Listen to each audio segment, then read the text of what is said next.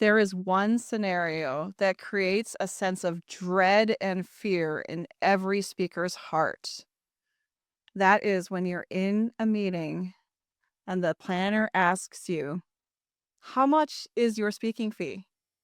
Today's episode is about how to answer the question of how much do you charge for your speaking and how to make sure that you're getting paid what you're worth. Let's jump into mic drop mindset right now.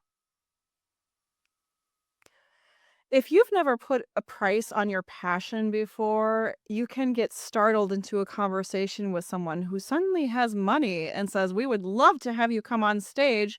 How much do you charge?" So, there are a couple of different scenarios we could use to answer this question. Almost every scenario we're talking about today is one that I've done or my clients have done. A lot of people, when they're asking you, "How much should your speaking fee be?" they want you just to list a straight up number. It's like if you go into the grocery store and they're like, "How much is the cost of bread?" Somebody doesn't go back and say, "Well, I don't know. How much money do you have? How much did you get paid this week?" Like, you don't want someone to dance around the topic. Bread has a certain cost, right? So you're like, "Okay, how much is the bread?" And they're like, "Okay, which kind of bread?" Like sourdough. "How much is the sourdough bread?" "Well, the one from yesterday or the one from today?" You could literally go back and forth for eons of time in terms of determining what that speaking fee is going to be. So let's talk about some scenarios that can help you get clearer so that you don't stumble, you don't freak out, and you don't blurt out a number without even knowing what your value is as a speaker. So, scenario number one, the replacement cost of you speaking. Now, this was an idea that was brought in front of me by someone who hired speakers for a networking group. So she didn't hire them, it wasn't a paid speaking opportunity, but she was someone who books speakers. And this is for a monthly networking group here in the Twin Cities. This was a few years ago, so I'm sure she's not in that role anymore. But she told me that how she approaches her speaking opportunities, because not only does she book other speakers, she herself is a speaker. Side note, a lot of people who book speakers have experience with booking speakers and being on stage, so that's something important to pay attention to. She said that she looked at how much would it cost a client to work with her for an hour, and that's how she would approach her speaking fee. Let's not get too excited about this. So this is only applicable to you if you're a coach or consultant or you have an hourly fee, and there's a certain number that is tied to that fee. Now, for me, I am a coach and I do have an hourly fee, but I wouldn't charge an hourly fee that I offer with my coaching clients as my speaking fee. There's a vast difference between those things. So she was looking at it as this is what I would lose in coaching or consulting money if I showed up on stage instead. So that's an interesting approach. It might be something that you would consider depending on what your consulting fees look like. Now, if you're not a coach or consultant, obviously this is not going to be useful for you.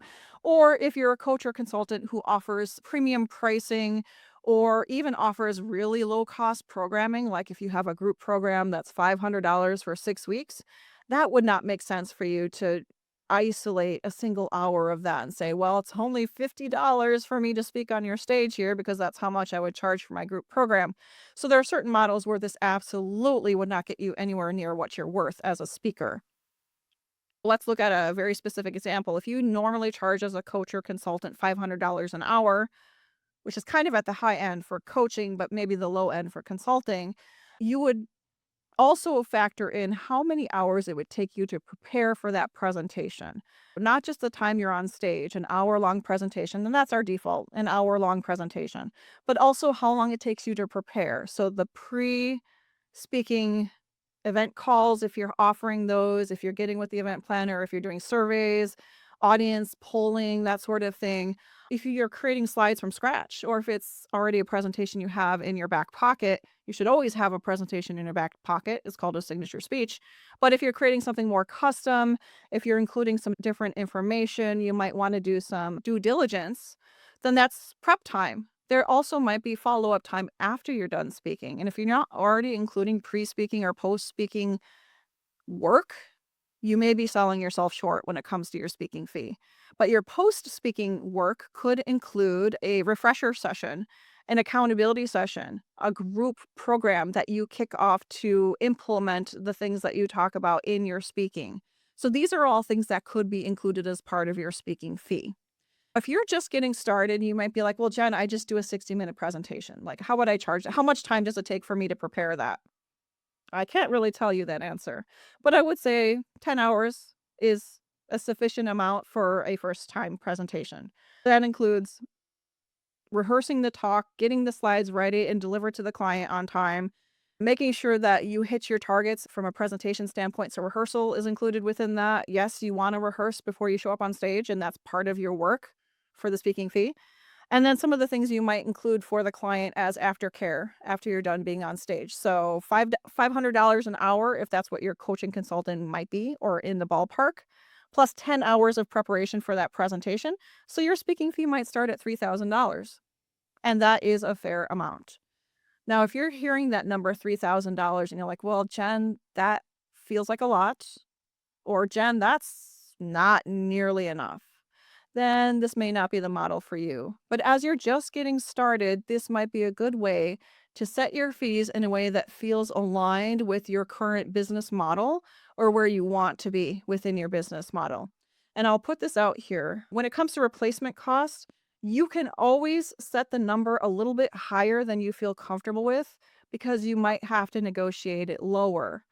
But if you put it lower to kick off the conversation, you probably can't negotiate it higher.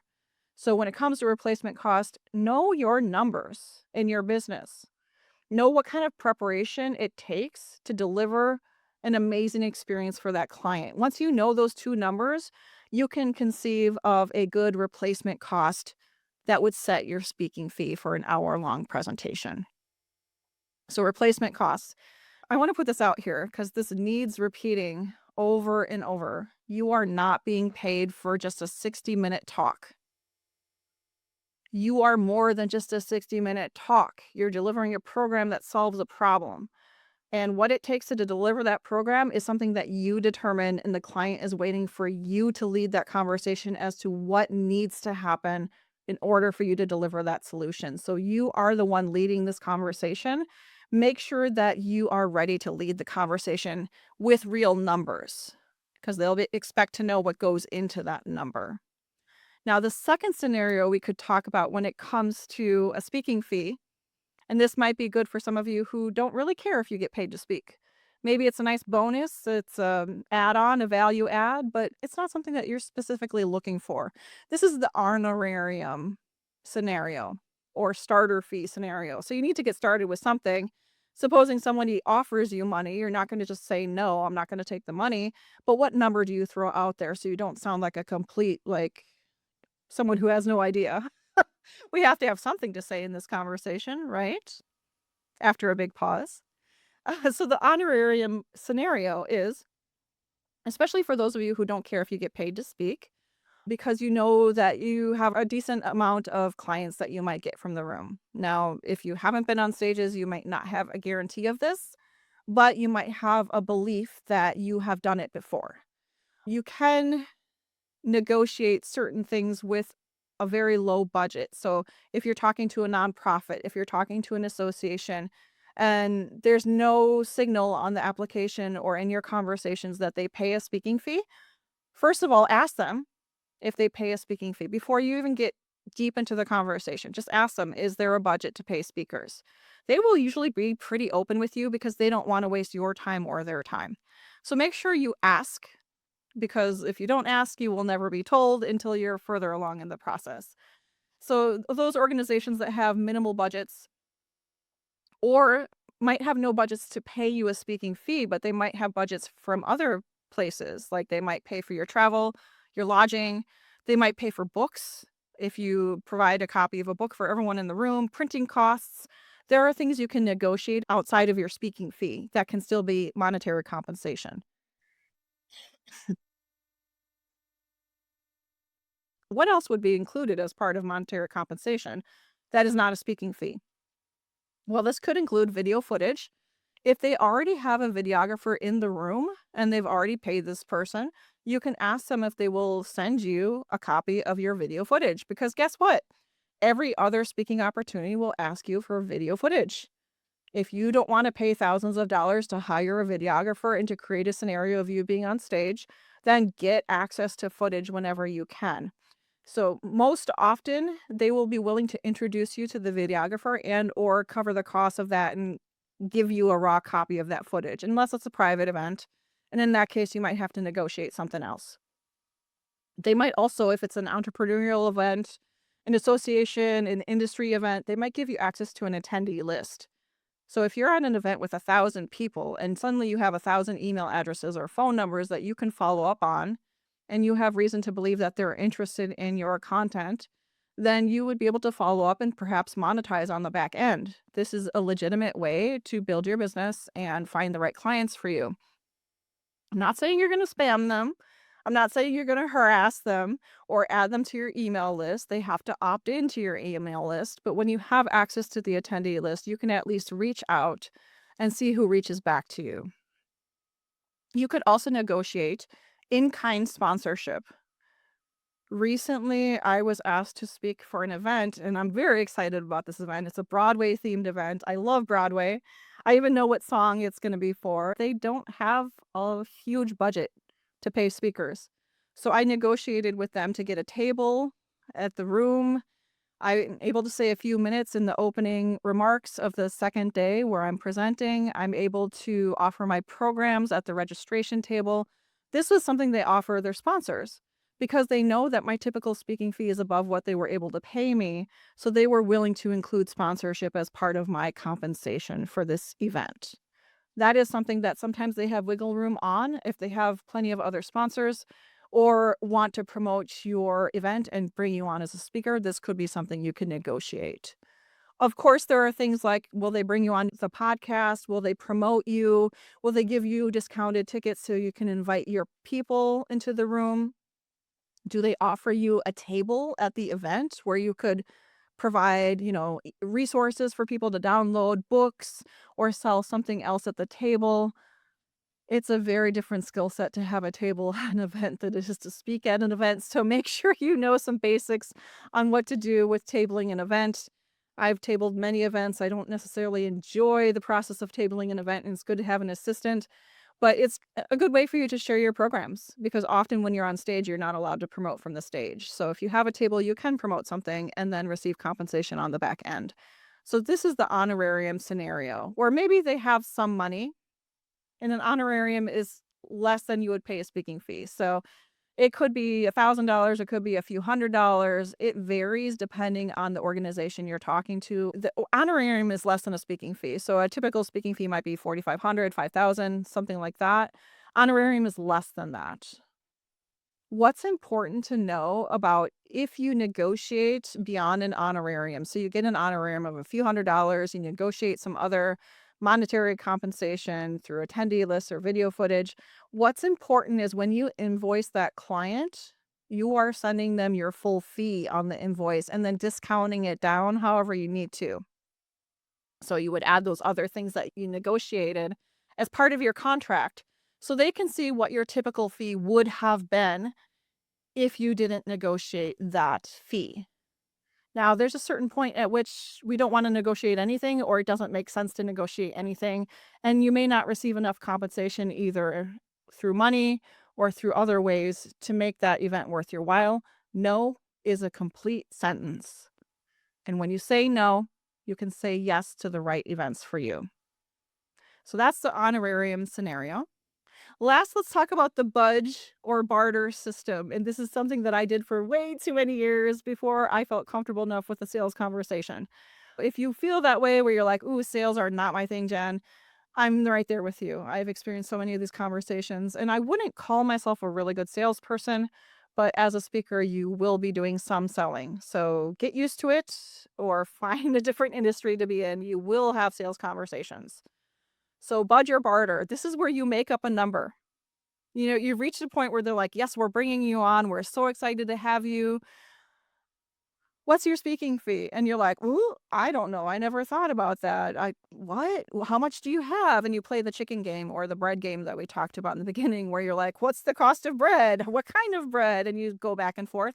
Frustrating for everyone. Or you just make up a number where you're like, "Oh, yeah, I get paid, $800." And you're like and they say, "Absolutely, we can't wait to bring you on." And you're like, "Gosh darn it. They had more money than that in their coffer there. They were willing to pay me more." And that was just the number that came top of mind.